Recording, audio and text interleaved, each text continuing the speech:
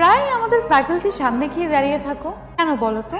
আমার ধারণা আমাকে দেখার জন্য দাঁড়িয়ে থাকো, অথচ আজ আমি তোমার সামনে বসে আছি কিন্তু তুমি আমার দিকে তাকাচ্ছ না কেন?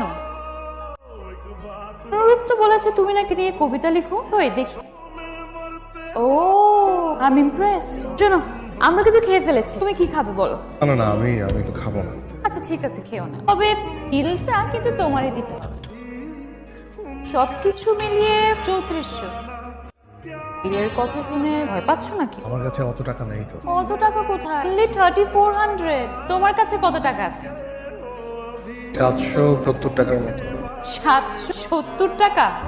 770 টাকা নিয়ে তুমি আমার সাথে দেখা করতে এসেছো?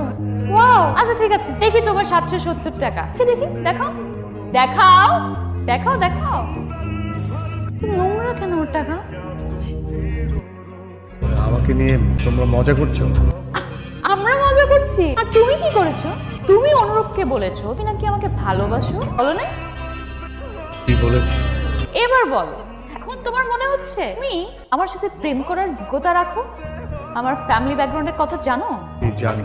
জেনে শুনে 770 টাকা নিয়ে আমার সাথে প্রেম করতে এসেছো? আমি প্রেম করতে চাইনি, শুধু বলেছি ভালোবাসি। Sorry, I mistake. ভালো দেখাচ্ছে তোমাকে, তবে এই ব্লেজারটা আগে তো কখনো দেখিনি। আর তো নাকি জানতাম। তোমার কি ধারণা একই ইউনিভার্সিটিতে পড়লে সবাই সমান হয়ে যায়? কি করে তোমার বাবা? শুনেছি কৃষি কাজ করে। তাও নাকি অন্যের জমিতে। একটা চাষার ছেলে হয়ে তুমি আমাকে? আমি কখনো আর কাউকে কিছু বলবো না। মেয়েদের মতো কাঁদছো কেন তুমি? আমি এত বড় ভুল কি করে করলাম রঞ্জু ভাই?